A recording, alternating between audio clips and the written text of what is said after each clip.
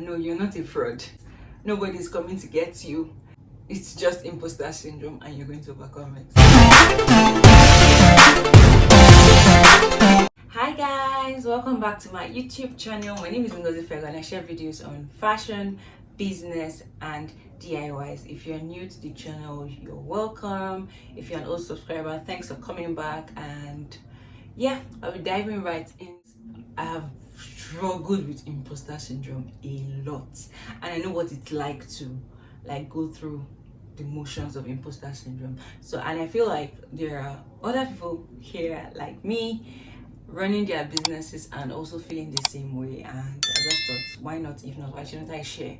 Why shouldn't I help somebody else go through the motion faster and yeah, get better? And you're feeling like you shouldn't be charging your words, or you're like me that has not shot the video for, let's say, for like how many weeks. I've not put out any video.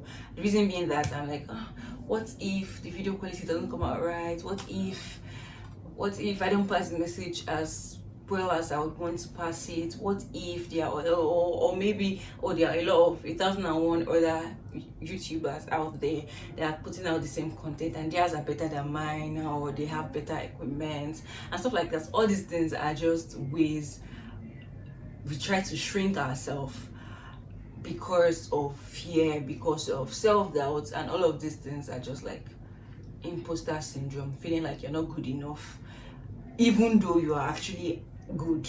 So it's a different situation if you are not good or you don't know what you're doing at all, and then you're feeling this way. It will make sense, like it makes sense that okay, fine, you want to go and learn how to do these things and then you do them. But it's a totally different ballgame when it comes to imposter syndrome, is that you actually are good, or maybe you just need to brush up one or two things. But the point is, you're good, but you feel like you're not as good as you are. You feel like you don't deserve what you actually deserve. You feel like you're a fraud and everybody's going to notice pretty soon, and you're going to be disgraced or embarrassed or something like that. So that is how imposter syndrome plays out, especially for business owners, small business owners. You're scared to charge your words because you feel like there are other bigger brands out there, and maybe my people would rather use them than use me, even though you know your service is awesome.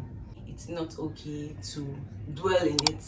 It happens to everybody, sure. Even the richest, even the biggest, the grandest, everybody goes through this motion of imposter syndrome. But the good thing is that you can come out of it faster. So that's what we are here to talk about. So how to overcome imposter syndrome. So the very first thing I would want to talk about is acknowledge your strengths, acknowledge your core. Remind yourself of, okay, I'm good at this thing. This is what I have to offer, and play to your strengths. Stop playing small. Don't play small. Don't play small around here. So we play to our strengths. So play to your strengths and remind yourself of those things that you are actually good at. If you need to take a pen and paper out and like write it down, okay, these are my strengths. Let's say you are a hair maker or something like that. Yeah, let's say you make hair, and you know that your strength is making maybe weaves or a particular hairstyle or a couple of hairstyles, and you're not very good at the other ones. Leave those other ones that you're not good at. Push the ones that you're good at. Let people know that okay, you have this thing to offer, and offer it. Go out for it. Go get it. Number two thing that you can do: remind yourself of past successes. Like, this really works, because when you're feeling down and feeling like, do I really have anything to offer? Would anybody pay for my service? Should I just shrink? I don't think I'm good enough. I think I'm going to fail. I think I can, you know this negative thoughts that come sometimes. So one thing you want to be able to remind yourself of past successes. What milestones have you accomplished? Career milestone in your business. You've gone from serving nobody to serving one person, to serving 10 people, to serving 15 people, 20 people. Those are successes. You've had reviews, you've had testimonials. Remind yourself of all of these things, and these things kind of like would help boost your confidence back, boost your morale, Yeah, and make you like remind you that you can do this and you can go for more. It's also important to journal your milestones. Like this would help you in times when you're feeling down. So if you have a book or if you have a journal where you write out milestones when you achieve something that looked difficult for you to achieve in the past, and you achieve it, if you write them down, so in times when you're feeling down or times when you're feeling unsure of yourself or your capabilities, you can easily go back to them, and you know what, you go from 0 to 100, your energy level, and you're ready to go back out there and get it. The next thing is keep learning as you go. Of course, nobody knows everything. Even the topmost executives in the world, they are still learning. Everybody's learning. So it's okay to be learning as you go. So learn as you go, learn as you grow, keep learning, and don't be scared of failing, because the faster you fail, the faster you move. Yeah, so the moment you try things, don't say you're not going to do something new because you're going to fail. So what you can just do is just make sure you learn as much as possible and then try. And then if you fail in the process, you've learned something, you've learned at least one way not to do that particular thing, and then you can try other ways. Next thing, you want to make sure that you are not overwhelming yourself by yourself.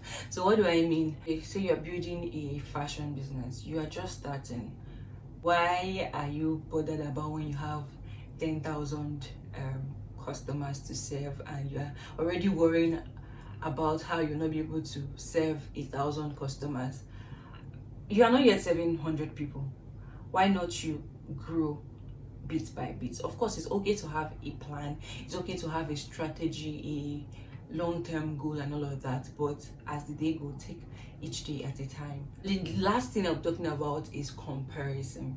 You do not want to go about comparing yourself with everybody. You don't know other people's journeys, and you that just started a business for like a year or 2 years, and you're comparing yourself with someone in the same line of business that has been there for like 20 years. Of course, the person's results will be more than yours, because the person has learned over time, the person has been there over time, the person has practiced. The person has invested a lot of time, money, effort, and all of those things. So if you go about comparing yourself with people that just because you guys are in the same line of business, no, it doesn't work that way. You should have your own pace. Stop trying to be like another person. I give an example of the hair maker that does, probably her area of specialty is cornrows or something, and then she's looking at somebody else that does waves and stuff like that. You are comparing yourself with the person, forgetting that you guys' strengths are different. You're playing in different capacities, and then you are worrying, instead of you to focus on your cornrows that you're really good at. Now you want to start doing the other person's business, and at the end of the day, you are going to mess up because it is not your strength, and you are leaving your strength. So it's just going to get all messed up, and you don't want that. You want to be able to play to your strength and not compare.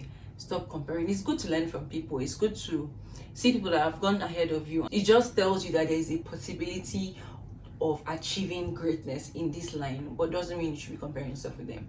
So those are my tips on how to overcome imposter syndrome. And no, you're not a fraud, right? You're not a fraud, you're not a thief.